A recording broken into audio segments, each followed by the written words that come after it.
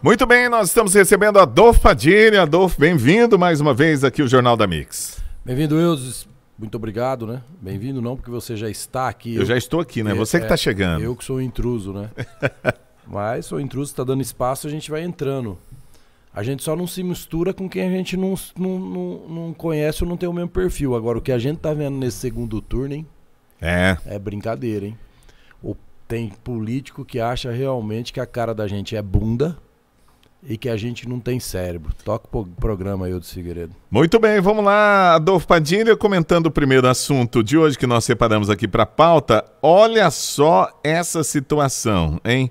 Vamos lá, tá no site do G1 da Globo.com. O FHC, Fernando Henrique Cardoso, anunciou apoio a Lula no segundo turno. Qual a novidade? Não tem novidade aí? Nenhuma. Sempre foram amigos. O Brasil tinha um processo, agora vai você, agora vou eu. Na campanha de 82, que o Serra foi candidato a presidente... Era um acordo entre eles? Sempre foram da mesma turma, sempre fumaram o mesmo charuto. Hoje a gente sabe disso, né? Não vamos dizer que a gente já sabia disso no passado. Porque o Fernando Henrique... Todos nós fomos enganados, Eudes. A verdade é essa.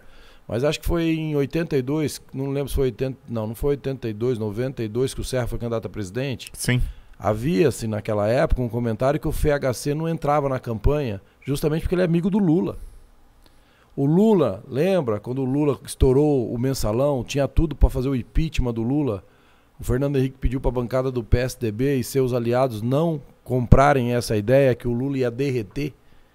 Na verdade, ele convenceu as pessoas de que ele estaria certo que o Lula ia derreter, sabendo que o Lula não ia derreter, tanto que não derreteu e cumpriu o segundo mandato. Então, isso aqui faz parte daquilo que eu falei pra você. Realmente estão achando que a gente tem cara... Não, que a gente é tudo bunda mole mesmo. Isso é um tapa na cara de todo mundo. Será que a gente não pode pedir lá pro palhaço Paçoca aquele nariz emprestado, não? O Paçoca é 30 mil vezes mais sério que esses caras como personagem Paçoca. 1 milhão de vezes mais como um cidadão. Mas como personagem Paçoca, ele é 30 mil vezes mais, 100 mil vezes mais sério que esses caras. E de outras que nós vamos falar aqui que eu já vi na pauta. Quer dizer, é um tapa na cara de todo mundo. Mas você que está vendo tudo isso, perceba. Aqueles que sempre prometeram acabar com a pobreza no Nordeste. Aqueles que sempre prometeram fazer ações de política pública. Nunca se preocuparam, por exemplo, com o marco do... regulatório da demarcação de terras. Não, aí esse também, nunca, só usaram para ganhar dinheiro. Me fugiu agora, daqui a pouco eu lembro. Enfim, é um absurdo, é assim, a gente fica até meio passado de ver isso, né? Mas tomara que o povo perceba isso, né? Tomara que o povo preste atenção nisso e entenda que eles sempre estiveram juntos para te enganar, para te enrolar e para pegar o nosso dinheiro. Bom, tá todo mundo se ajustando aí, se posicionando, e o MDB, o antigo PMDB, agora só MDB, né, da Simone Tebet, vai ficar neutro nessas eleições e liberou os filiados para apoiar Bolsonaro ou Lula no segundo turno. E a Simone Tebet vai apoiar o Lula. Agora eu lembrei, o marco regulatório do saneamento. Nunca fizeram isso, né? Só para concluir aqui o que eu estava falando. Mais importante do que escola é você dar saneamento básico para as pessoas. Entendeu? E nunca se preocuparam com isso. Juntando o FHC, Lula, quantos anos de poder? Muitos anos, né? Depois 28 anos. É muito tempo, não, muito mais, né? Não, contando todo, né? Então, enfim. Cara, Simone Tebet, você ia esperar o quê? O que nós devemos lembrar aqui, que a vice-candidata da Simone Tebet, até 2 semanas atrás, fez um vídeo dizendo que o Lula fazia parte dos mandantes que mandou matar Celso Daniel. O TSE mandou tirar o vídeo do ar, e daí? O crime sumiu? Ou as suspeitas sumiram? O crime não sumiu. Dizer que também ele mandou, a gente não pode, mas as suspeitas são grandes. Mas era vice da Simone Tebet. O que isso demonstra para nós mais uma vez? Que a união não é união de pensamento. A união não é a união de um propósito para melhorar a nossa vida. A união é uma união de interesses técnicos partidários para nos enganar, tomar o poder e se beneficiar. E para continuar, né? Para continuar. Recebendo lá aquela graninha e tal.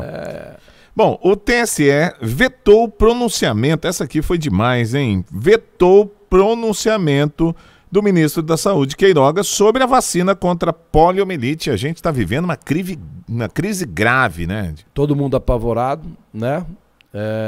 apenas em torno aí de 50%, 52% se vacinaram, né? Tá longe da meta de 95%, mas o Alexandre de Moraes, que é aquele que fala que o presidente Bolsonaro o insinua, é genocida, é um perigo para a democracia, é um cara sem sentimentos, que na pandemia foi um cara do mal, né? Tá proibindo de fazer uma propaganda educativa importantíssima para salvar a vida de crianças. Aí eu deixo a pergunta aqui no ar para você que está me ouvindo. Quem então seria genocida? Quem então não se preocupa com as pessoas? O que tem a ver o ministro da Saúde ir lá dizer da importância das mães levar as crianças para se vacinarem com eleição, com política eleitoral, com eleição? A máquina do governo federal parou? Os boletos dos teus impostos chegou para você pagar esse mês? Ou na época eleitoral não pode pagar? Não, ninguém paga imposto federal. Parou alguma coisa? O salário dos servidores federais esse mês parou? Porque a máquina está parada? Não, o governo continua. É uma máquina que tem que funcionar. E dentro dessa máquina, dentro da função do ministério tão importante como a saúde, tem informar os brasileiros que tem que levar as crianças para se vacinar. E aí vem o seu Alexandre de Moraes, eu não sei até quando e até onde, mas continua fazendo essas ações totalmente arbitrárias em nome de um só objetivo: tirar o Bolsonaro do poder. Não tem outra leitura. Por mais que as pessoas queiram falar, não tem outra leitura. O STF, através de alguns ministros, eles deixam claro e evidente que o grande objetivo deles é realmente tomar as eleições, parece, como disse Barroso, e não vencer as eleições. Como disse aquele velho ditado, quem ganha a eleição é quem conta o voto, não é quem vota. Então a gente começa a ficar meio assustado com essas coisas. Mas enfim, é o jogo que está sendo jogado agora e que a gente tem a chance de mudar. E olha, vamos falar sobre esse segundo turno das eleições, que os presidenciáveis vão ter até 133,4 milhões de reais de limite de gastos na eleição de segundo turno. Agora, mais da metade deste valor aí, ou grande parte do valor, vai ficar na mão do Lula, hein? Não, veja bem, meu caro ouvinte. No primeiro turno, Bolsonaro gastou em torno de 15 milhões de reais. O Lula 60. Então é tão evidente algumas coisas, é tão claro algumas coisas que ainda você fica meio assim, como que tem pessoas que não conseguem entender o jogo que está sendo jogado, quais os interesses e os objetivos, em todos os aspectos. Dentro da prestação de contas do PT, tem uma empresa de marketing que recebeu 26 milhões de reais, que ela foi criada há 4 meses. E ela recebeu 26 milhões de reais. O modus operandi não mudou, brasileiro. O modus operandi continua a mesma coisa. Porque eles estão percebendo que a maioria do povo não está prestando atenção nisso e depois paga o preço. Vou repetir. Se você abrir lá o site de prestação de contas, você vai ver uma empresa de marketing que foi aberta há 4 meses e recebeu só ela 26 milhões da campanha do meu dinheiro, do seu dinheiro, que é do fundo eleitoral, do fundo partidário.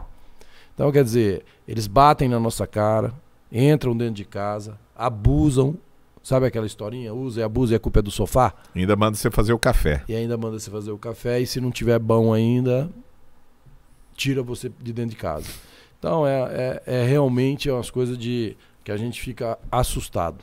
Muito bem, e a última informação aqui para análise do Adolfo Padilha, saiu no Poder 360. O presidente e candidato à reeleição, Jair Bolsonaro, disse na quarta-feira que o eleitor de Ciro Gomes vai tomar a melhor decisão no segundo turno. O candidato à presidência pelo PDT decidiu acompanhar a decisão do seu partido e apoiar o outro lado, o Lula. Mas ele acabou não falando nada, né? Ele ficou quieto. Não, ele fez pior. Eu acho que a atitude dele foi altamente covarde. Ele não se posicionou. Veja bem. Mas veja bem.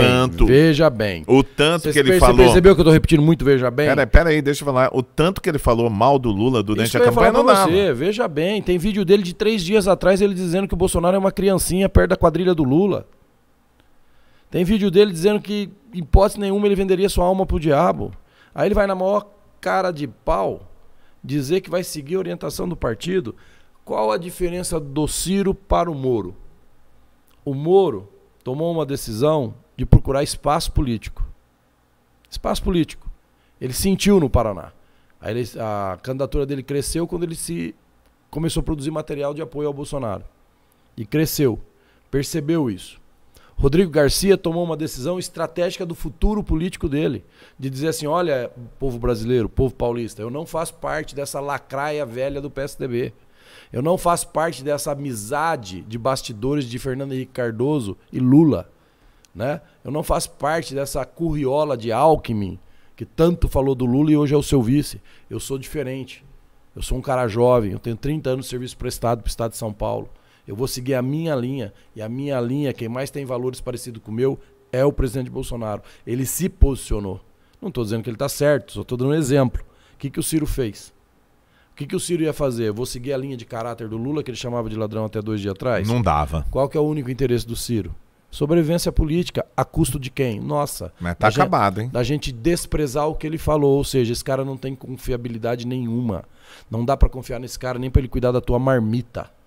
Nem pra ele cuidar da tua marmita. E a outra coisa que a gente tem que reparar aqui é o seguinte, o Nordeste é o lugar do Brasil onde dizem que tem mais miserabilidade. Uhum.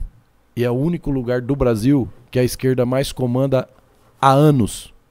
Então fica aí um paralelo para você que tem amigos lá, imigrantes, que estão aí para todo o Brasil, aqui na nossa região. É isso que eles querem transformar o Brasil. Dominação total sobre a população dando água e pão. Porque lá é assim, eles dão água e pão. Por isso que não deve culpar o nordestino. Eles foram escravizados, eles foram doutrinados. E a gente só vai conseguir convencê-los disso mostrando, conversando e fazendo. Mostrando a força que eles têm. E leva tempo. Lógico, o cara é um sobrevivente, cara. A força do nordestino, o cara é forte. Você vai lá e estão sempre sorrindo, sempre atendendo tudo bem, tem um potencial de recebimento fantástico, tem um humor que ninguém tem no Brasil, mas são um povo usado. E eles não são culpados. Culpados somos nós, classe média, que eu já falei, nós aqui do Sul, do Sudeste, que vê tudo isso acontecendo. O Lula teve 42% de voto no Mato Grosso do Sul. E você quer falar do Nordeste? Ei, você quer falar do Nordeste? Repito, o Lula teve 10 milhões de votos em São Paulo. E você quer culpar o Nordeste? Ei, o que é isso? Não está se olhando no espelho? Hoje as pessoas me param na rua, como virar isso, Padilha? O senhor já conversou com o porteiro do prédio do senhor? Com o frentista que abastece seu carro? Com o seu funcionário da fazenda? Com o cara que você faz compra no armazém?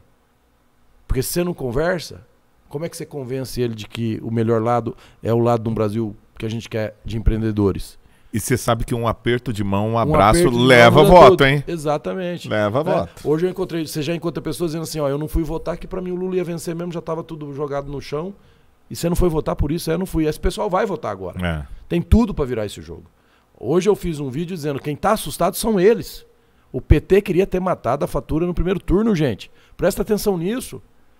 E eu vejo ainda bolsonaristas falando de fazer carreata. Falando de fraude. Para de falar de fraude. Vamos virar voto. Se você quer ganhar a eleição, vai virar voto. Vai buscar no convencimento. Carreata, se tiver no penúltimo dia, no sábado. E olhe lá ainda. Agora é hora de buscar o voto. A força popular o Bolsonaro já mostrou que tem. Agora precisa da força do convencimento daqueles que ainda têm alguma dúvida ou que acharam que não estava correndo risco nenhum. E tem um monte aí. 30 milhões. Repito, em Presidente Prudente foram 60 mil pessoas, quase, que não foram votar. No Brasil foram 30 milhões. Oxe, e você quer culpar o nordestino? Tá de brincadeira, né?